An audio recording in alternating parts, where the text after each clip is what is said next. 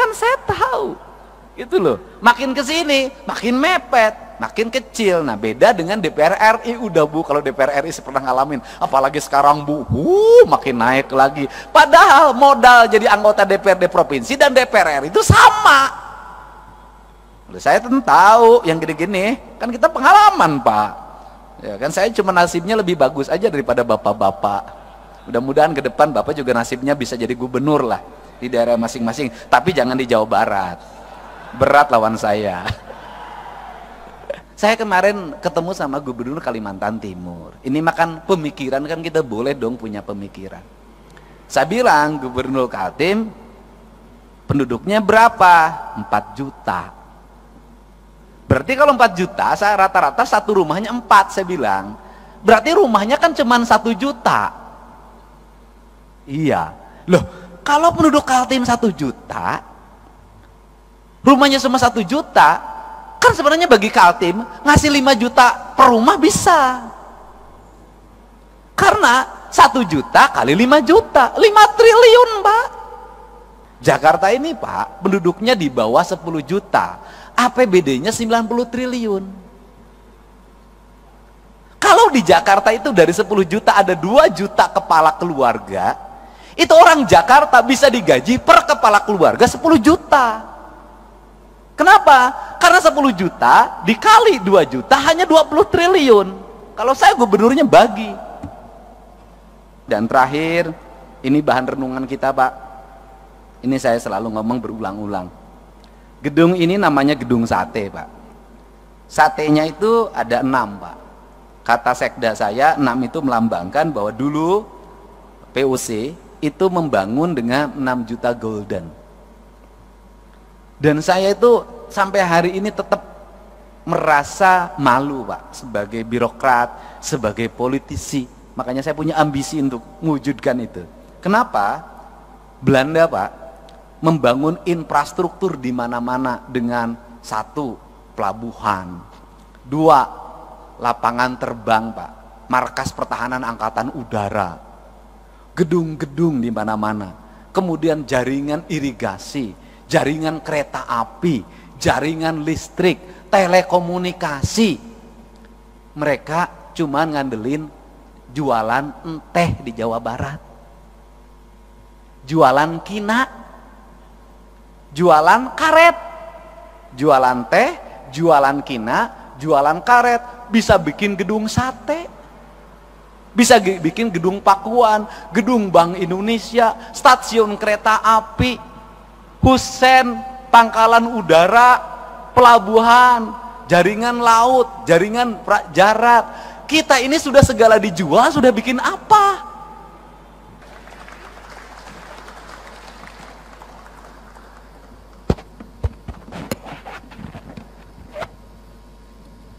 Assalamualaikum warahmatullahi wabarakatuh. Sampurasun. Bapak dan Ibu saya hormati, para tokoh dari berbagai daerah di seluruh Indonesia yang tergabung dalam Asosiasi DPRD Provinsi seluruh Indonesia, dan yang hadir di sini adalah para ketuanya. Saya mengucapkan selamat datang di Provinsi Jawa Barat. Penduduknya lebih dari 50 juta, alokasi pembiayaannya hanya 29 triliun. Itulah Indonesia. Tepuk tangan ya. Pak Ketua yang saya hormati, segenap seluruh tamu undangan, saya tidak bisa menyebutkan satu persatu. Yang pertama saya mohon maaf, ada kebahagiaan hari ini bagi warga Jabar karena Persib jadi juara. Jadi Persib juara, Jawa Barat istimewa. Sehingga ada euforia yang dilakukan oleh anak-anak, sehingga pada hari ini suaranya masuk ke ruangan ini biasanya hening. Yang kedua Pak Wakil Dirjen Otonomi Daerah, ini kali pertama saya pidato di Gedung Sate Pak, karena sudah hampir 3 bulan saya belum pernah ngantor ke kantor ini. Kantor saya di tempat sampah, kantor saya di pinggir sungai, kantor saya di tepi danau, kantor saya di seluruh wilayah Jawa Barat ini. Yang ngantor di sini banyak menikmati Gedung Sate dengan para pegawainya yang cantik-cantik, banyakkan sekda dan wakil gubernur. Apa sih sebenarnya yang menjadi pembicaraan kita? Itu lagu saya ciptakan tahun 2012 ketika saya berkunjung ke Papua. Saya menulis lagu judulnya Surga di Tanah Papua. Karena saya melihat Papua itu seperti surga, bahkan surga yang diciptakan, dihadirkan buat Indonesia. Kandungan kekayaannya luar biasa, tetapi barangkali kependudukannya, kesejahteraannya yang harus terus ditingkatkan. Apa sih yang menjadi model kita? Model kita ini adalah model pengembangan otonomi daerah yang terus mengalami perubahan dan tarik ulur. Otonomi daerah pernah sampai puncaknya, kemudian menurun, dan menurun. Esensi dari rakyat terhadap kita, ekspektasinya cuma satu. Apapun judulnya, apakah mau sentralisasi, apakah mau desentralisasi, apakah mau otonomi, mereka cuma nuntut satu, mereka hidup sejahtera. Kesejahteraan publik itu menurut saya ukurannya cuma 3. 1, kesehatannya dijamin. 2, pendidikannya dijamin. 3, perluasan lapangan kerja. Jadi kalau masyarakat sudah kesehatannya jamin, pendidikannya jamin, perumahan pemukimannya dijamin, rakyat ini sudah sejahtera. Apa sih yang membuat rakyat kita menjadi miskin? 1, menurunnya derajat kesehatan berdampak pada semakin meningkatnya angka kemiskinan. Karena ketika orang sakit, maka 2 kemungkinan yang terjadi, dia harus membayar biaya rumah sakit. Kalau tercover oleh BPJS ya alhamdulillah, kalau tidak tercover musibah. Ketika dia sakit, maka keluarganya kehilangan pendapatan. Ketika kehilangan pendapatan, maka keluarganya yang menunggu dalam setiap hari perlu pembiayaan. Maka orang sakit itu akan mengalami 7 tingkatan derajat kemiskinan dalam waktu sekejap. Sehingga kategori pembiayaan bagi masyarakat yang sakit, jangan lagi bicara miskin dan kaya. Kenapa? Kita anggota DPR, kita pejabat, kena sakit, kita akan jatuh miskin. Untuk itu negara harus hadir dalam memberikan jaminan layanan kesehatan bagi seluruh warga. Nah, hari ini saya dalam 2 hari ini, bahkan 3 hari ini, menghadapi problem tentang kriminalitas remaja. Kriminalitas remaja itu berdampak pada perkelahian yang direkam di media sosial, sistem pengelolaan kriminalitas tawuran yang dikelola oleh gangster, melahirkan kaderisasi, dan yang menjadi target yang harus berkelahi di bawah umur 18 tahun agar bebas dari jeratan hukum. Sudah berkembang di media sosial secara sistemik, dan perkelahian itu diraih dari pengaruh media sosial yang membentuk karakter pikirannya. Apa sih sebenarnya yang terjadi? Sebenarnya yang terjadi adalah ketika mereka tawuran, masuk rumah sakit, BPJS-nya tidak klaim. Barusan saya beresin 15 juta. Ketika BPJS-nya tidak klaim, orang yang berkelahi itu orang tuanya nggak mampu. Mau yang menang tidak mampu, yang mau kalah tidak mampu. Berproses peradilan melahirkan kemiskinan, tidak berproses peradilan pulang lagi ke rumah melahirkan kemiskinan baru karena orang tuanya tak sanggup lagi menghadapi. Maka negara harus hadir untuk mencari solusi. 1, solusi terhadap pembiayaan rumah sakit. 2, solusi recovery terhadap anak-anak yang berkelahi itu, karena itu anak bangsa. Inilah negara harus punya pikiran out of the box. Tidak bisa hanya berbicara proses hukum kembali ke orang tua, orang tuanya udah nggak sanggup. Ini Jawa Barat. Nah, untuk itu apa sih yang terjadi para anggota DPR yang saya ini mantan ketua Komisi E DPRD Kabupaten Purwakarta. Saya pernah menjadi pimpinan Komisi 4 DPR RI. Nasib paling tidak enak itu jadi anggota DPRD. Kenapa nasibnya tidak enak? Kritis diomongin, nggak kritis diomongin. Kalau DPRD ngomong terus, diomongin, kata rakyat, kerjanya ngomong terus, kita tidak butuh ngomong. Pada tugas DPRD ngomong. Nggak ngomong diomongin juga, dapat duit tuh. Nggak ngomong-ngomong, pokirnya udah dibagi, nggak ngomong lagi.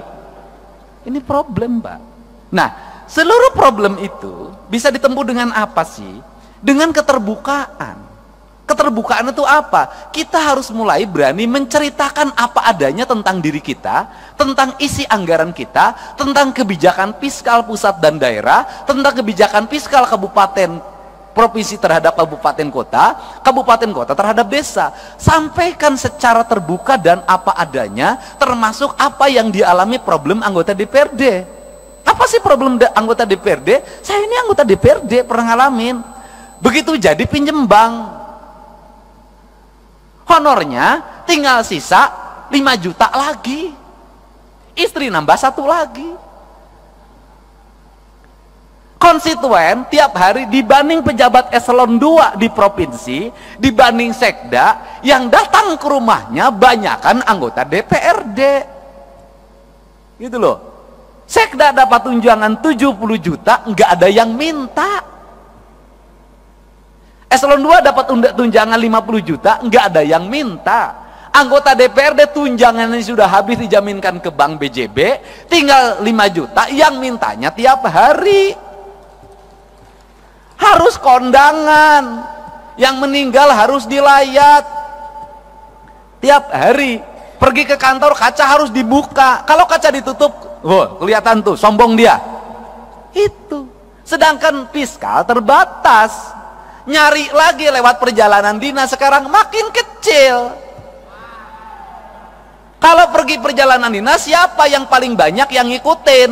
Yang berangkatnya 1, SBY-nya 10, sehingga APBD-nya menjadi terserap untuk perjalanan dinas. Padahal nyerapnya anggota DPRD sedikit, kebanyakan sekretariat dewan. Kan saya tahu yang begitu-begitu. Yang dituduh siapa? DPRD lagi. Nah, apa sih yang mesti dilakukan oleh kita? Ya kita mulai ngomong terbuka pada rakyat. Terbukanya apa? Ini loh proporsi kita. Ini loh biaya politik yang kita lakukan. Kemudian apa sih yang kita harapkan? Saya dari dulu itu menyampaikan, saya ketika jadi bupati berkirim surat pada presiden. Berkirim suratnya adalah, saya bilang begini, kalau pemerintahan ingin efektif, kalau perda ingin cepat pembahasannya, kalau aspirasi publik setiap hari bisa diterima oleh anggota DPRD, saya berulang-ulang menyampaikan bahwa peningkatan kesejahteraan anggota DPRD, honorariumnya harus dilakukan lewat rapat-rapat DPRD. Kalau rapat komisi ada honornya, kalau rapat paripurna ada honornya, kalau rapat gabungan komisi ada honornya, kalau rapat badan anggaran ada honornya, kalau rapat badan musyawarah ada honornya, anggota DPRD nggak akan pergi kemana-mana, pasti ngumpul di kantornya. Seluruh kegiatan OPD, organisasi perangkat daerah, akan cepat dan anggota DPRD akan kritis. Kenapa? Dia akan kontrol alokasi anggaran pemerintah, dia akan kontrol pekerjaan, dia akan baca buku anggaran, dia akan baca realisasi anggaran dengan detail. Kenapa? Dengan membaca itu honorariumnya ada. Tapi kalau didapatnya pergi keluar, maka dia akan banyak keluar. Selama jadi anggota DPRD 5 tahun, masuk kantornya terhitung 20 hari. Bahkan ada saya ketika menjadi anggota Komisi 4, nggak pernah sekalipun orang itu masuk, tapi honor terima. Dan kemudian bikin aturan juga dong, yang rajin yang mendapat honorarium, yang nggak masuk nggak dapat. Bener, ini akan terjadi kinerja. Tapi kalau model pendekatannya keuangannya begini, sampai kapanpun kinerja tidak akan pernah optimal. Dan kita harus bicara ada apa adanya dan terbuka. Kenapa? Ya karena juga memang anggota DPRD malu juga terhadap berbagai hal. Tapi gimana rasa malu dikalahkan oleh rasa butuh? Kan ini yang harus terjadi. Nah, untuk itu mari kita bersama-sama untuk mengupayakan ini. Saya sebagai gubernur, Pak Sekda, bikinkan surat hari Senin. Saya akan berkirim surat lagi buat Pak Prabowo, buat Pak Presiden kita. Saya akan ceritakan ini. Untuk apa? Mendorong kinerja DPRD. Kinerja aparat kami akan terevaluasi dengan baik karena anggota DPRD-nya ada di kantor dalam setiap hari. Saya ngalamin dulu sebagai anggota badan anggaran, sering bertengkar sama badan musyawarah. Bertengkarnya apa? Banyak-banyakin rapat. Kalau badan anggaran sebulan 12, badan musyawarah suka bikin 23. Saya bilang, kenapa kamu 23? Kalau badan anggaran kan 11 juga ada duitnya. Ngomongnya anggaran, badan musyawarah jadwal doang, kan begitu. Padahal belum tentu juga zaman sekarang. Kan kita kan kalau DPRD diomongin pasti duit, Pak, pasti pendapatan. Kenapa? Kadurungku kabutuh. Beda dengan Pak Sekda. Kenapa? Aman. Birokrat itu kan dapat duit masuk ke rekening semua. ATM-nya dipegang istrinya. Iya kan? Nah, kalau anggota DPRD tiap bulan tinggal setruknya. Kan saya tahu. Gitu loh. Makin ke sini, makin mepet, makin kecil. Nah, beda dengan DPR RI. Udah Bu, kalau DPR RI pernah ngalamin. Apalagi sekarang Bu, makin naik lagi. Padahal modal jadi anggota DPRD provinsi dan DPR RI itu sama. Saya tentu tahu yang gini-gini, kan kita pengalaman, Pak. Ya kan, saya cuma nasibnya lebih bagus aja daripada bapak-bapak. Mudah-mudahan ke depan Bapak juga nasibnya bisa jadi gubernur lah di daerah masing-masing, tapi jangan di Jawa Barat. Berat lawan saya. Nah, untuk itu maka kita ingin harapan kita ke depan adalah ingin membangun keadilan fiskal. Keadilan fiskal itu gimana sih? Saya kemarin ketemu sama Gubernur Kalimantan Timur. Ini makan pemikiran, kan kita boleh dong punya pemikiran. Saya bilang, Gubernur Kaltim penduduknya berapa? 4 juta. Berarti kalau 4 juta, saya rata-rata satu rumahnya 4, saya bilang. Berarti rumahnya kan cuma 1 juta. Iya. Loh, kalau penduduk Kaltim 1 juta, rumahnya cuma 1 juta, kan sebenarnya bagi Kaltim ngasih 5 juta per rumah bisa. Karena 1 juta kali 5 juta, 5 triliun, Pak. Artinya masyarakat Kaltim untuk sejahtera itu sangat bisa. Beda dengan Jabar. Untuk Papua lebih bisa lagi. Untuk daerah yang memiliki pendapatan daerahnya tinggi dan hasil alamnya besar, sebenarnya sangat ini mungkin terjadi. Nah, apa sih yang terjadi hari ini adalah pola pengelolaan keuangan yang tersentral. Nah, problemnya di mana? Ini saya ngomong Jakarta. Jakarta ini, Pak, penduduknya di bawah 10 juta. APBD-nya 90 triliun. Kalau di Jakarta itu dari 10 juta ada 2 juta kepala keluarga, itu orang Jakarta bisa digaji per kepala keluarga 10 juta. Kenapa? Karena 10 juta dikali 2 juta hanya 20 triliun. Kalau saya gubernurnya bagi. Beda kalau Jabar 50 juta. Nah, untuk itu apa sih yang mesti kita lakukan hari ini? Mari kita bersama-sama melakukan telaah terhadap ini semua untuk kepentingan bangsa. Agar apa? Agar ke depan bangsa kita terus mengalami peningkatan sumber daya manusia. Artinya bahwa sumber daya pendidikannya meningkat, sumber daya ekonominya meningkat, kesejahteraan meningkat. Maka saya selalu berfokus pada keadilan fiskal. Keadilan fiskal saya selalu berfokus pada ketika jadi pemimpin, itu saya selalu punya angan-angan dan punya harapan. Bagaimana punya angan harapan itu adalah pembangunan harus diselesaikan dalam waktu cepat. Setelah itu berarah pada investasi. Nggak bisa pembangunan gini-gini terus. Yang tahun ini menjadi proyek tahun ini, yang tahun ini menjadi proyek tahun ini, yang tahun ini menjadi proyek tahun ini. 5 tahun proyek birokrasi itu juga, negara nggak akan maju sampai kapanpun. Tetapi yang harus dilakukan adalah apa yang kita selesaikan dalam waktu 1 tahun, apa yang waktu 2 tahun, apa yang waktu 3 tahun, apa yang waktu 4 tahun, apa yang waktu 5 tahun. Ini semuanya tidak boleh berulang. Pekerjaan kemarin harus tidak boleh dikerjakan hari ini lagi. Kenapa? Pembangunnya ke depan. Tujuannya untuk apa? Agar fiskal ini, fiskal yang tahun kemarin itu tidak digunakan untuk tahun ini. Dan negara sudah mulai berpikir untuk membangun kemandirian. Saya itu sudah punya rumusan, mudah-mudahan ini bisa dilakukan di Jawa Barat, adalah misalnya begini, desa itu berapa sih penduduknya di desa itu? Di desa itu ada potensi apa? Anggaran pembangunan desa itu harus segera dibikin skala prioritas, ditambah plus kabupaten, ditambah subsidi dari pemerintah provinsi, ditambah pusat, fokusnya di desa. Kalau di desa itu ada 7 RW, dibagi saja sebenarnya. RW ini bagian desa, RW ini bagian kabupaten, RW ini bagian provinsi, RW ini bagian pusat. Jadi membangun desa paripurna itu bisa selesai dalam waktu 2 tahun. Tahun ketiganya itu anggaran sudah mulai diarahkan, bukan untuk itu lagi, untuk kesejahteraan publiknya, jaminan kesehatannya, jaminan pendidikannya, jaminan hari tuanya. Tahun berikutnya harus lagi mengarah pada investasi, di mana uang itu tidak digunakan lagi untuk pembangunan infrastruktur lagi karena udah selesai, digunakan untuk investasi. Investasinya dikelola oleh perbankan daerah, di mana uangnya berputar, dipinjamkan pada lingkungan daerahnya, dan untungnya diperoleh lagi. Ini kan model koperasi zaman dulu sebenarnya, cuman dikelola secara modern. Nah, kemudian uang itu berputar, maka dalam jangka panjang daerah tersebut akan memiliki kecukupan fiskal. Kemudian pembangunannya selesai. Terjadi pada negara mana? Pada Tiongkok.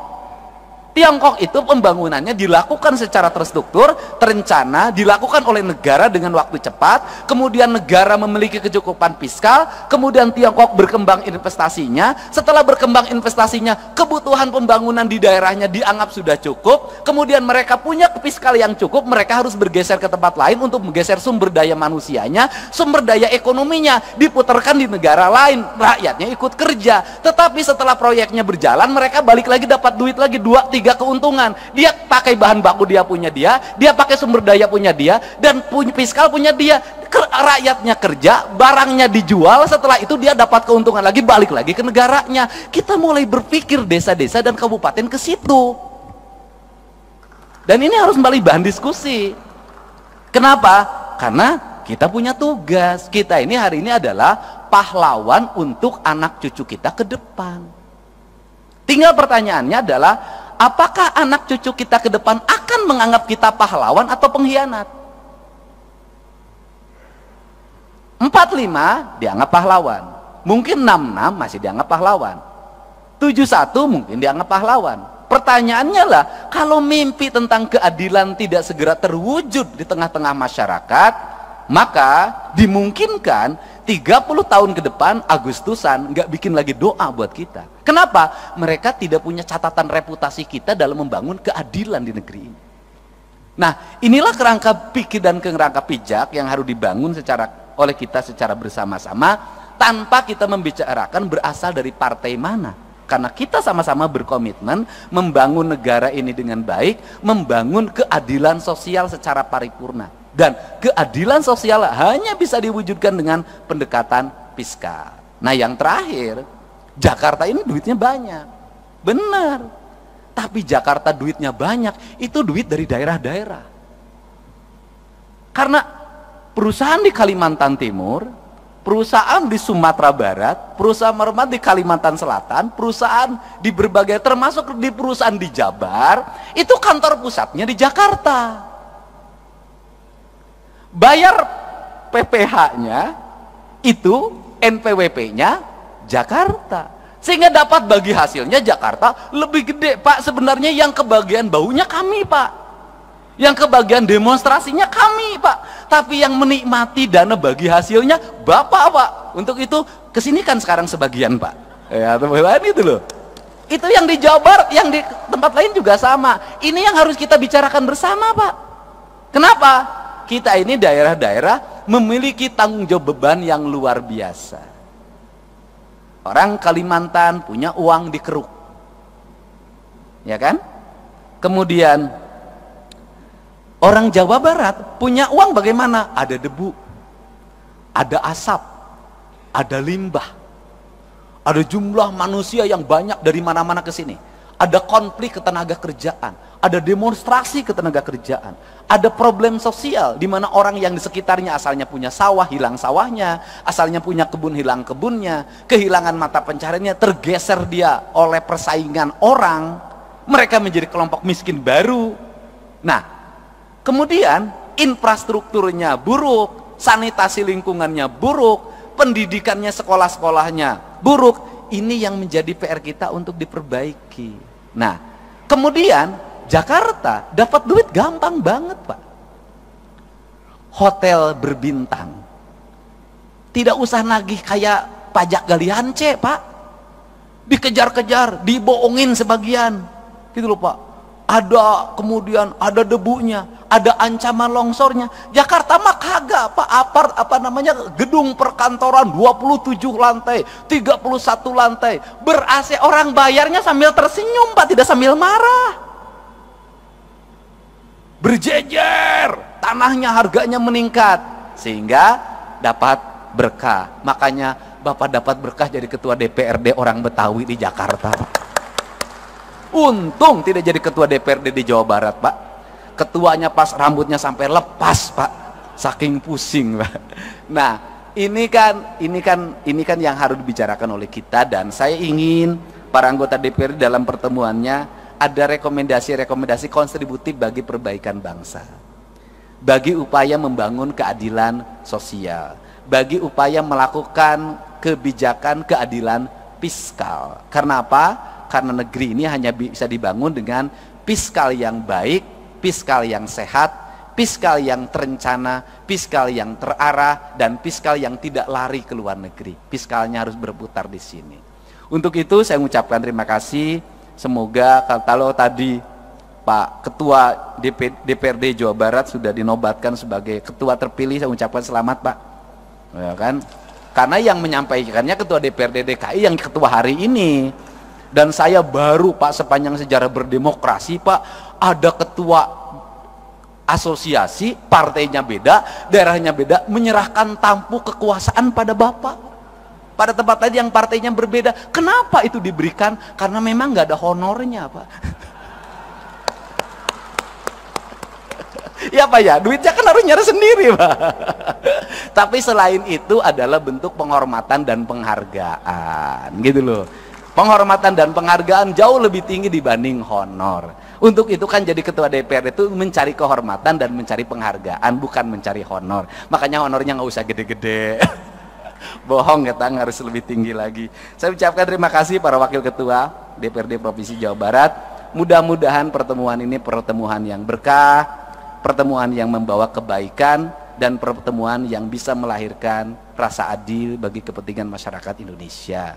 Dan kita berharap dengan kepemimpinan Pak Prabowo Subianto, kita akan bisa terus meningkatkan kinerja pembangunan, mendorong pertumbuhan, menyiapkan investasi, menjaga investasi dengan baik, menumbuhkan tenaga kerja, menjaga kesehatan rakyat, meningkatkan kualitas pendidikan, kualitas lingkungan hidup, dan layanan birokrasi yang berdaya guna, berhasil guna, memiliki aspek output, outcome, dan benefit yang pada akhirnya tercipta keadilan bagi seluruh rakyat Indonesia dalam bingkai negara kesatuan Republik Indonesia.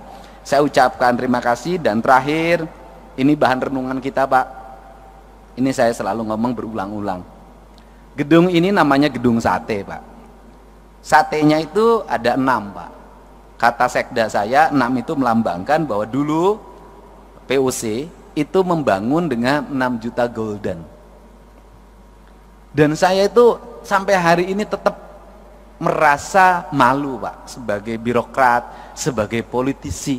Makanya saya punya ambisi untuk mewujudkan itu. Kenapa?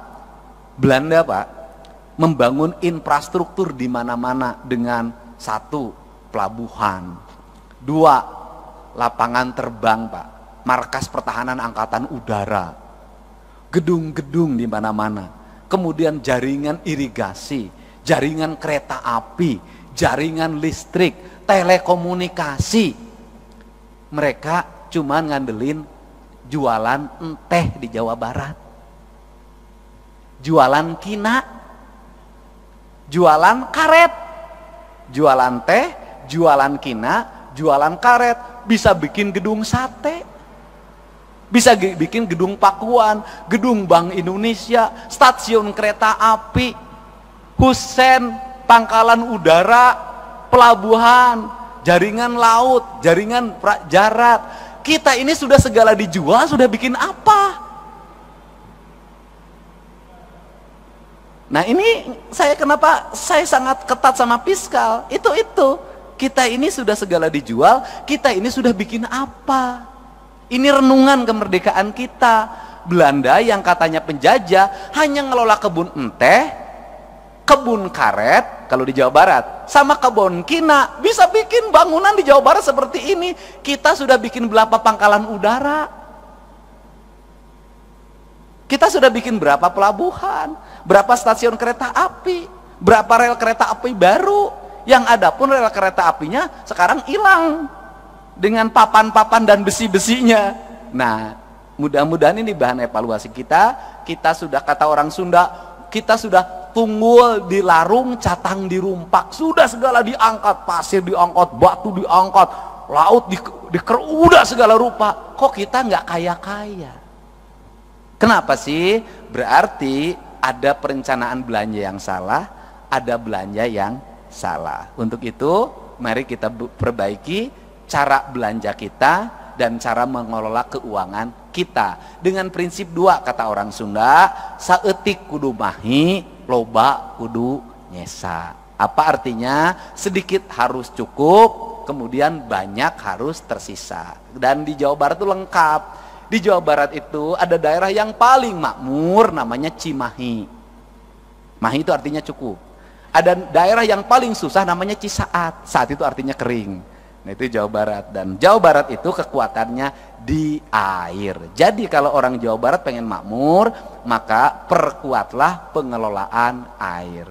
Kalau airnya terjaga, bersih, terpelihara, Jawa Barat akan subur, makmur, gemah ripah, loh jinawi. Demikian saya ucapkan terima kasih, mohon maaf atas segala kekurangannya.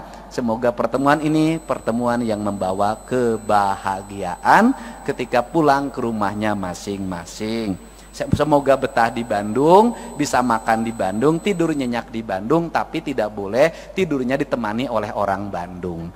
Hatur nuhun, wallahu muwaffiq ila aqwamit thoriq. Assalamualaikum warahmatullahi wabarakatuh. Waalaikumsalam warahmatullahi wabarakatuh. Baik, hatur nuhun.